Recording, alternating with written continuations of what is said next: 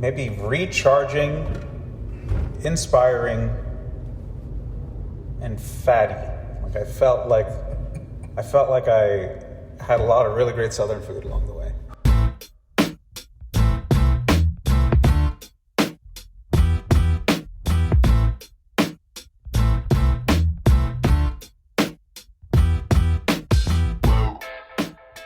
Hey there and welcome to Grit, True Stories That Matter. Grit is a weekly podcast about stories, the contemporary personal narrative kind of story and the people that craft and tell them. Now some weeks a storyteller will join me here and tell one of their stories and we'll break it down together. Other weeks we feature stories from our myriad events. And sometimes we have conversations with stellar tellers about the art and craft of the personal narrative story. Why, you ask? Well, we want to feature these tellers and their stories, but also to help you, our listeners, craft and tell better, more engaging, more relatable, and more memorable stories. True stories, personal stories, grit stories. We're a couple months in to season number 3. Today I am joined by Aditya Surendran, also known as Adi. He's from New Jersey. He came down this past weekend, as did a handful of other storytellers, to join me on the Grit main stage, and it was an absolute blast. So Adi and I thought, let's talk, and we did just that in the car on the way to the airport. And Adi and I talk about a few things: the mundane, the magical, and the minutiae. And then I gave him a hug, and he left. And now he's back in New Jersey. He also recently wrote a book. It's called Cheese Dosa. It's 23 short and delightful stories. I suggest you purchase a copy. I will put a link to that in the show notes. Now, before we dive in, as always, check the show notes for upcoming events and workshops, though we have taken a break from them in the last few months. And if you are on Apple Podcasts, please rate this podcast, review this podcast. It really helps people find it, and we need a little help. Okay, without further ado, Mr. Adi, let's dive in. We're on a podcast. It's You know what we are, Adi? Cheesy grits. Adi and I are just two storytellers in a car It's a Nissan. we got coffee already, so we can't say getting coffee. Right, that would be totally stealing. That's right. We're getting airplanes. We're getting airplanes in a car, two guys, and we had a really nice event last night. And Adi and a few others came down from their respective home states, and we had a great show, great weekend, fun. And now we have a question we might want to ponder here. We're pondering. What do you want to ponder about, Adi? I would love to ponder. 22 minutes to the airport. That's the extent of this It conversation. can't be longer, Nope. Adi's going to take his phone. but it might be shorter. Adi's going to take his fancy phone onto his fancy airplane. Sean's going to go home alone, as he always does. And that conversation will be over. Well, why don't we start with a pretty basic one, which for me is the topic of, can you take something that is an objectively boring plot line? For example, my dad and me went fishing, and we didn't catch any fish. Right. And are there ways, either through processes or what's the word you use? Skills? No. Components? I don't know. I don't know what the word is. Yeah, but basically, are there some like interesting techniques or that you can use to make those things interesting? Right. And then maybe as extra credit, is that a trick? And if it's a trick, is it worth telling those stories in the first place? Well, here's my answer. A couple things. Then we'll just riff. One, most of what happens in our life is boring. So I would love it. I think it's a great idea to try because you have more material. That's right. If you're obviously dependent or on the major things, however you're defining them, you have no doubt fewer things to talk about. But the other thing I want to share, and then I want to hear your thoughts, is we get into what is a story, and the story really is not the fishing. That's the event. That's the experience. That's the incident. I'm using them synonymously. That's not the story. And you can find, perhaps, the story, which then makes it, I think, maybe not boring. So, for example, you went fishing with your dad and you didn't catch any fish. Boring. But if the story develops as you're not catching fish, and you realize that, for example, and I'm going to be a little cheesy here, I don't really care that I didn't catch fish, but man, it was really good to spend time with my dad. That's a beautiful, potentially beautiful story. And there you go. That's my take on it. So yes, is that a technique? Maybe. That's more of a way to think about it. Yeah, fair? I think that's fair. Unfortunately, I agree with you. So that doesn't make for great radio. There's no tension here at all. So in the interest of tension, I'll just do a bit of devil's advocate. Yes. Right? So because I quite frankly have a story about me and my dad not catching fish. And it's the first chapter in Cheese Dosa, right? So, but I think, what if in this pursuit of sort of boring stories and finding meaning in them, etc., some of it is an attempt to try to invent a bit more meaning, or perhaps make yourself feel a little bit like, oh, really great things are happening, and therefore you're not going after the hard things or the difficult things. You're not dealing with the real conflicts in your life, or not pursuing a really difficult thing because you're so busy romanticizing perhaps objectively boring plot lines. So the plot line is boring. I admit, you're right. That is a boring plot line. And I do think in that case, what you discovered was that you really got to hang out with your dad. Maybe there's a gap there. So in that example, I don't think it applies as much. But what if instead, in all of these I didn't go fishing types of stories, you don't deal with a much bigger issue in your life, or you're not expressing that issue in some way? It's almost like you're hiding behind Sure. this. Then I think you're also asking a question, it sounds like, of like, why are you telling the story in the first place? Yeah. Like, why are you putting the story together, whether that's a laborious process or not? And who are you telling it to, and why? There's no problem. You don't need to, I don't think, tell a story only to enlighten or inspire. Like, it can stand alone as just a thing that might be somewhat entertaining or whatever, right? Yep. But you're still making choices of what to share and what not to share. And most of the things that you go through in your life, just because it's a math thing and a time thing, you'll never really talk about in this way. So you're always choosing, what is it that I want to talk about? Yep. And when you think about who the audience is and why you're telling the story, that will dictate. But that didn't answer your question. So the idea of talking about the more mundane things might be you're hiding, right? Potentially. Remember, I'm being devil's advocate. Sure. Yeah. So the question is then, there's an implication there, or a suggestion that we should, in quotes, only be telling the stories that perhaps have more weight. And if you don't,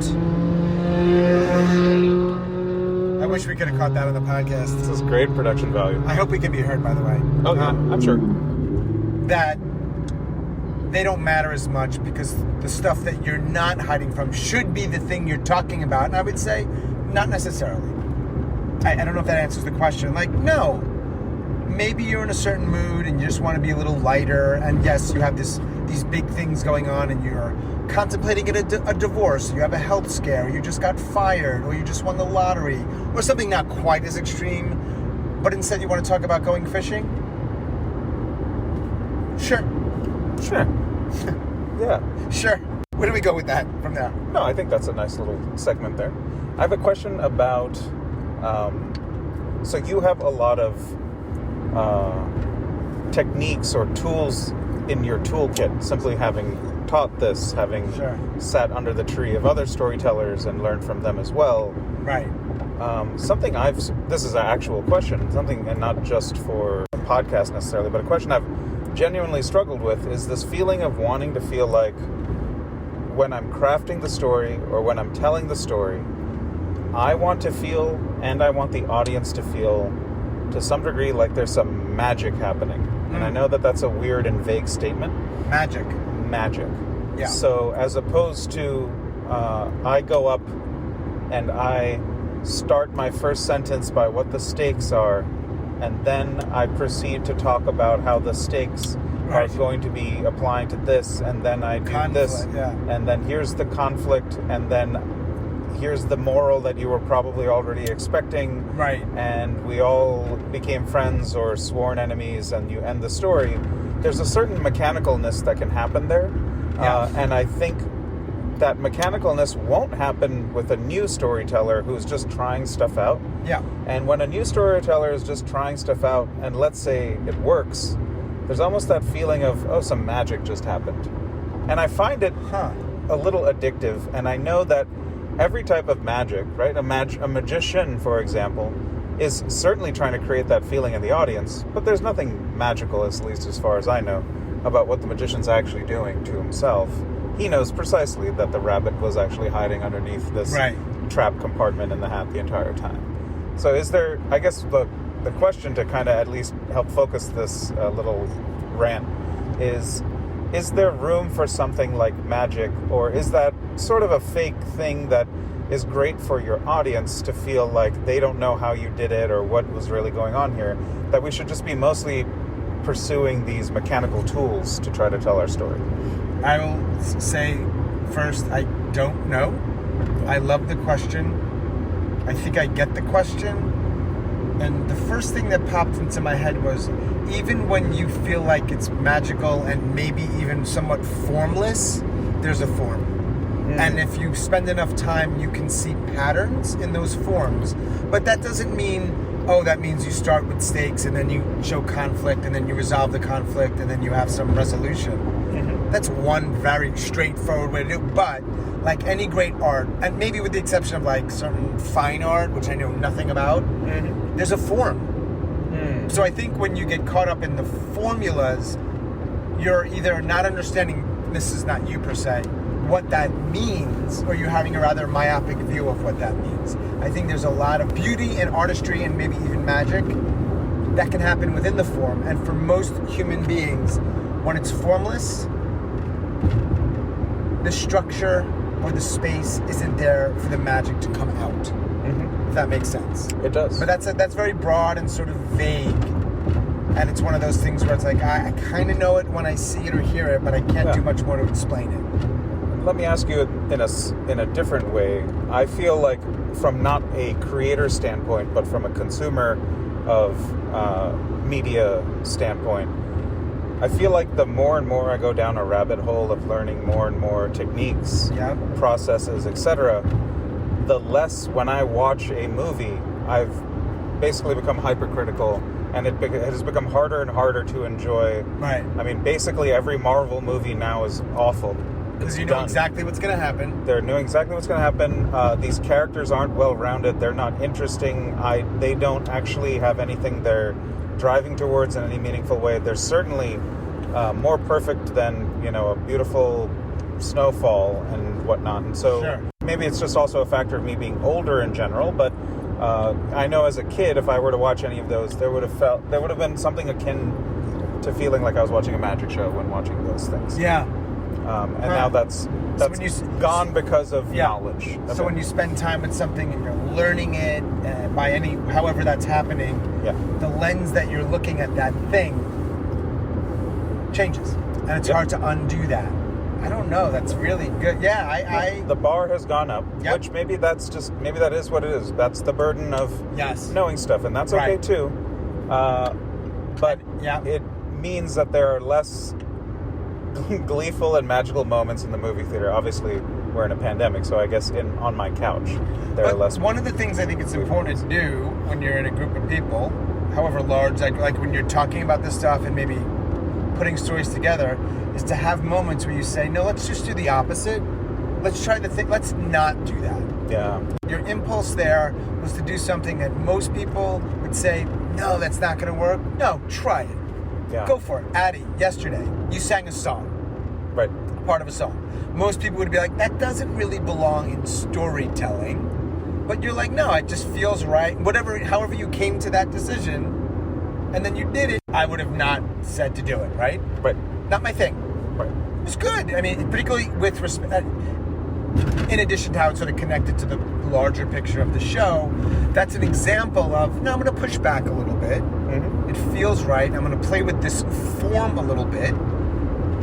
See what happens. If you never do that, or you don't have people in your life to say, no, just play. Just play. There was a guy that came to Friday's Swap Shop. If you're listening to this, you know what it probably is. he did this thing. It was like this 2-minute slice of life. It was really different. And he was trying things. And it didn't necessarily work, but it might. And he's on the way.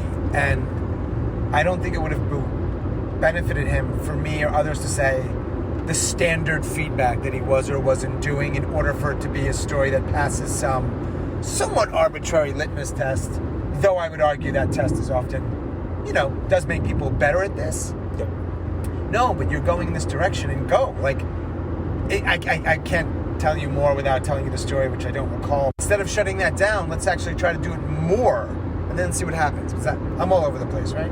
No, not at all. Just let's go more. Yeah. And then look, if you're in a thing where you're trying to get on a show that's curated or something that a lot of people don't like, which is a competition, you might get feedback that says, it's a really interesting story. Fair or not, it probably won't win. Or fair or not, the producers might not pick you. So just know that those are like, you have to know if it's just for the story and that's it, you're done, great. Yeah. But if you want it to be accepted or you want to win, well then that's a different thing. Paradigm. Yeah. Paradigm. You probably can't have it all. Right. I think what this is helping me, because I didn't know what I meant by magic either. I was kind of crossing my fingers hoping you'd pick up what I was throwing down as well.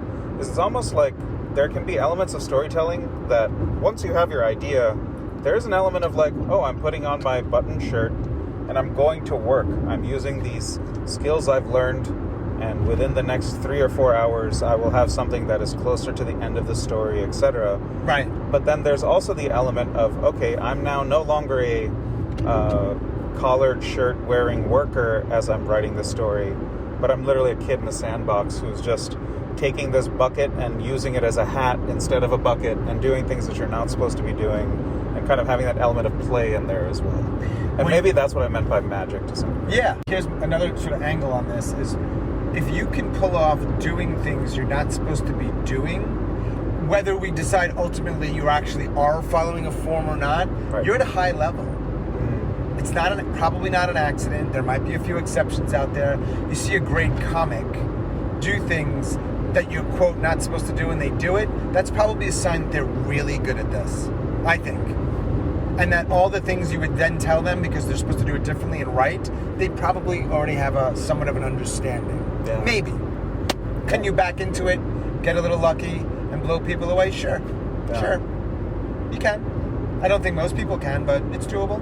And I think that relentless pursuit of doing stuff that feels uncomfortable or different to yourself, regardless of how other people are perceiving it, seems like at least how I think maybe you kind of want to keep pushing our own envelope, essentially. Last question, as we're literally at the two guys two storytellers in a car drinking airport. One car chasing airplanes with two comedians without coffee who watch YouTube. We're making a left here and going into the airport now, and I'm just going to go home to New Jersey, where he lives, because that's why we say home. We talked a little bit about boring stories, and then we talked a little bit about magical things. Last question for you, because I often ask people about their process. Oh boy. And some people don't have one, or it changes, or it just depends. Now, you're not only a storyteller, but you've done some other things, including stand-up comedy. You recently wrote a book of short stories that are really funny and heartfelt. So sort of somebody's listening to this, and let's just say they're new specifically to storytelling. Yeah. Can you share with us, with the listener, a process that you go through that sort of gets the ball rolling for you? Yeah. Is that possible, or is it just all over the place? For me, I think it's very difficult to get past a novice level without figuring out what your own process is. I don't think there's one process for everyone. But what's worked for me is not rushing the creative portion of the storytelling, and letting those innovative or spark moments of, oh, that might be a really good story. As soon as that happens, just put it in a notepad. Yeah. And what's great about that is when now you do decide to sit down and, you've You could be doing anything, but after you finished work, you've come home and you've decided, I'm going to be telling stories. That's a big action you're taking. You could be hanging out with your kids. You could be going off to a sporting event. You could be drinking at a bar, watching a football game, but you've chosen to do this thing instead. And in your example, these are new people I'm talking to who are new to storytelling, which means you're doing stuff that you're not even good at yet. Probably, so, right. one, you should be very proud of the fact that you're doing that. But two, you should also be realizing that having that be a productive use of your time is a really important thing, especially if you have a lot of other things going on. And so, if there's a notepad that already has your sparks of brilliance, which could happen on an airplane ride, which could happen while you're on a train, in a car, on the toilet, in the shower, elsewhere, if you know what I mean, wink, wink. Bring your phone to the but bring your phone to the toilet, and just make sure that any time that happens, you're just writing 3 or 4 words, like this fish thing. My dad and I didn't catch any fish. Just throw that in there so that when it is time for you to start working on your story and actually writing it out or thinking it out, whatever your process is, there's no fear or concern or time being wasted on trying to be creative in that moment. You can still be creative with the form and the structures and all of that, but you don't have to sit around thinking, what story I wonder if I have any stories in my head that I can now figure out what that is. That's a lot of time wasted, and it's being rushed at that point, and you're rushing the most creative part of the process, which can only be really dangerous.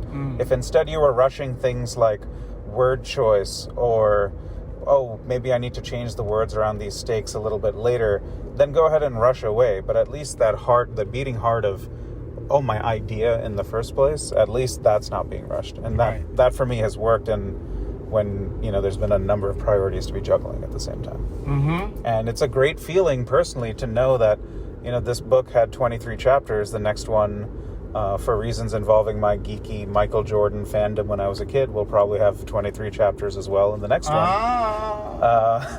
That there's already there's more than 23 stories sitting in my notepad. So the idea that I know I can do it, I just have to now do it, is very calming for me. When thinking about doing something. It was already crazy enough to write one book in my mind, but then one story by one being knocked down and written while I wasn't hoping that I had the material's there.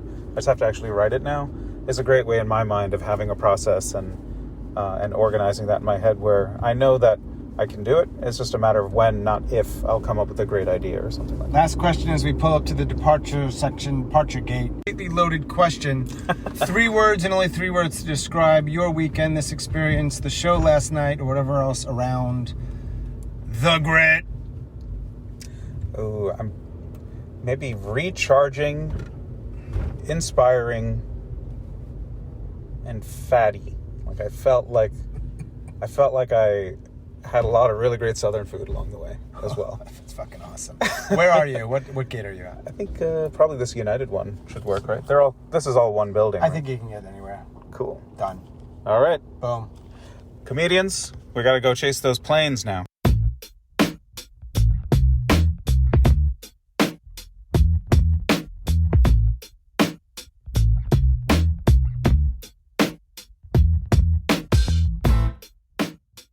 As always, thanks so much for listening and all of your support, and special thanks to Aditya Surendran for coming down to North Carolina, hanging out with me, telling his story on the Grit main stage, and also a special thanks to the other storytellers who joined us here this past weekend, Shweta Bhatt, Andrew Shelfo, and Rana Levy. It was a great weekend, and I'm looking forward to having more events like this last one. And Adi, I'm glad you made it back to Jersey okay. Check the show notes for upcoming events and or workshops. And hey, if you could take a moment and rate and review this podcast if you listen on Apple, I'd appreciate that. That's all for episode number 52. Wait for it. Boom.